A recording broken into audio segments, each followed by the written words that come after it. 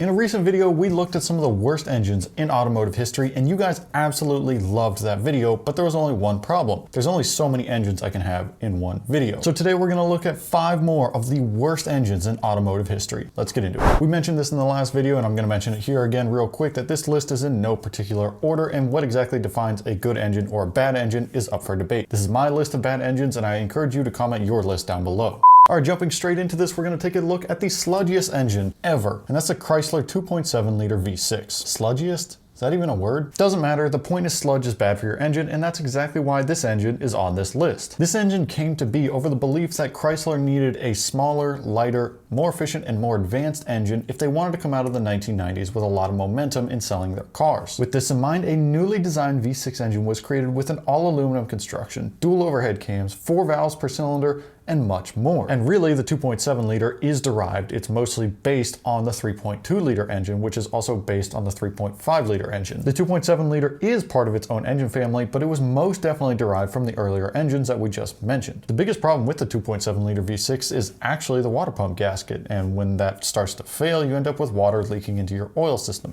Now, obviously, that can dilute the oil and cause sludge on its own, but it gets even worse than that, thanks to the ineffective or downright broken crankcase ventilation system. Quite a few of these engines ended up failing because of the oil turning to sludge and eventually leading to loss of oil pressure, and ultimately the engine failing in one way or another. But Chrysler made things even worse with this engine by hiring a third-party company to handle the warranty claims specifically for this engine and nothing else. And that third-party company rarely ever approved any claims, which meant a huge amount of Chrysler customers got completely screwed over. Can you imagine how frustrating it would have been to buy a new car or, a slightly used car, and then the engine has a bad design, the oil turns to sludge and it grenades itself, and then they won't fix it? Outside of the catastrophic issues though, the 2.7 liter isn't a terrible engine, but it's far from a great engine. As long as you don't miss any oil changes, it might actually survive, maybe. Now, in our last video, we mentioned the 6 liter Power Stroke as one of the worst engines of all time, and there were plenty of comments mentioning where is the 6.4 liter Power Stroke. So here we are in this video talking about it. And for those who aren't aware already, the 6.4 liter Power Stroke is regarded as one of the worst diesel engines of all time and one of the worst engines of all time, period. And it's quite literally referred to as a throwaway engine by loads of diesel shops because it truly is a throwaway engine. Now, the problems start based on the fact that Navistar International put this engine together kind of in a hurry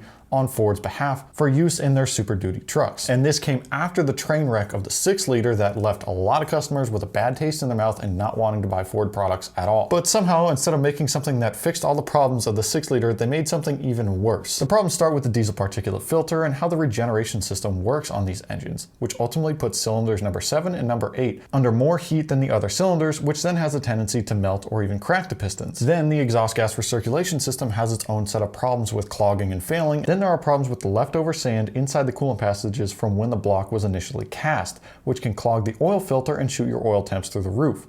On top of all of that, there are still problems with the head bolts if you turn the power up too much. Plus, the high pressure fuel pump and injectors have their own separate issues. The list just really keeps going and going and going with this engine. The 6.4 liter Power Stroke was the final straw in Ford's relationship with Navistar International, and they developed their own engine without Navistar's help, which then became the 6.7 liter Power Stroke, an engine that Ford is still using to this day. But I will say the 6.4 liter Power Stroke is really good at one thing, and that's making power when tuned. Other than that, it's a complete piece of garbage. Moving away from the diesel engines, let's take a look at a small and funky American-made engine. And no, not the Iron Duke, because we've already hated on that enough. Instead, we'll be looking at the 2.3 liter Vega engine. Now, this engine is quite interesting because it's kind of backwards compared to any modern engine, or really any engine ever. And I don't mean physically backwards, but rather that the block and head are made from the wrong materials. What do I mean by this? Well, for a lot of engines, the cylinder block is cast iron or cast aluminum, and the head is cast aluminum. Now, obviously, all iron engines are a thing, but that's besides the point. The Vega, on the other hand, uses an aluminum block with an iron head. And this engine was designed to be lightweight, efficient, and cheap to produce, all of which are important elements when designing a car for the compact market. But none of that matters because to this day, basically all of these engines ended up recycling themselves. And what I mean by this is that with the aluminum block, GM forgot one very important thing, and that's steel cylinder liners. Without steel liners, the bare block has to act as the cylinder walls, and the particular aluminum the Vega engine is constructed of isn't capable of withstanding that load. And I think it's very important to note at this point in the video that sleeveless aluminum block engines are not inherently a bad thing, because Mercedes, BMW, and Porsche have all used sleeveless aluminum engines and had no problem with them. That problem is made even worse by the Vega's tendency to kill head gaskets anytime it overheated because of its aluminum block expanding faster than the iron head. But overheating this engine came with an even worse problem.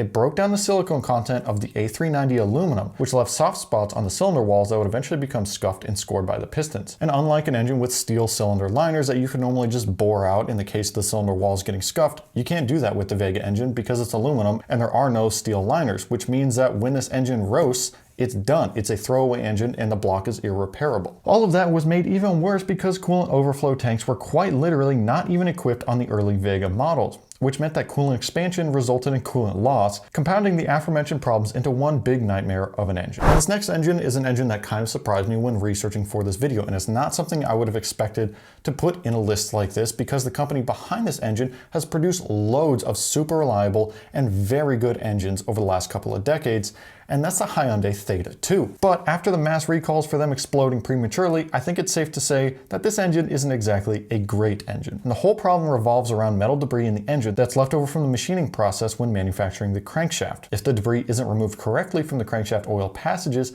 it can then restrict oil flow to the connecting rod bearings, and it'll generally kill your engine. That's straight from the recall report from Hyundai, so I'll leave that link down in the description for you to check out yourself. And because Hyundai used the Theta engine in a bunch of different vehicles, the number of affected cars and people is around 500,000. Interestingly though, you can keep this problem to a minimum with more frequent oil changes than Kia or Hyundai initially recommended for the affected vehicles, but that doesn't guarantee that the engine will live. There is theories, however, that Hyundai and Kia kind of lied about this problem. Now, according to them, this only affects engines that came out of their Alabama engine plant. But if you look online, there are similar reports of engines exploding that came out of the Korea engine plant. Regardless, it's a pretty severe problem, but on the bright side, Hyundai seems to be handling it pretty well. From reports online, the general consensus is that Kia or Hyundai will replace your engine under warranty fast and without a fuss, which is a breath of fresh air to see an automaker actually take care of their customers instead of just trying to screw them over to save a buck. Now, this last engine, I don't really fault for being a bad engine because it was a piece of innovation. It was a piece of automotive history, but it simply just didn't work. And that's the Crosley Cobra, aka the sheet metal engine. You've probably never heard of this engine, and well, that's for a number of reasons. One, it's old, and two, it had a pretty short lifespan from just 1946 to 1949. But the concept for this engine was in the works in the 1930s, and it was actually patented in 1937. The Cobra name is an acronym which stands for copper brazed, and with this process, the head and the block are effectively put together in one piece, and they're constructed out of pressed steel parts rather than cast parts. Throughout World War II, Crosley developed a number of prototype engines for the US military using this process and design. And with this development that they did on behalf of the Army, they ended up with a small 4-cylinder engine that they later adapted to plop into their Crosley civilian passenger car for 1946. How this works is that the block and the head are one piece, and that's bolted onto a cast aluminum crankcase that houses the crankshaft. And an interesting benefit to this type of design is that there is no head gasket to fail, so at least you don't have to worry about that. But you do have to worry about something far, far worse, and that's corrosion. Back then, coolant wasn't what it is today, and specifically, it wasn't nearly as anti-corrosive as it is now. And with that, the cooling jackets inside the Cobra engine develop corrosion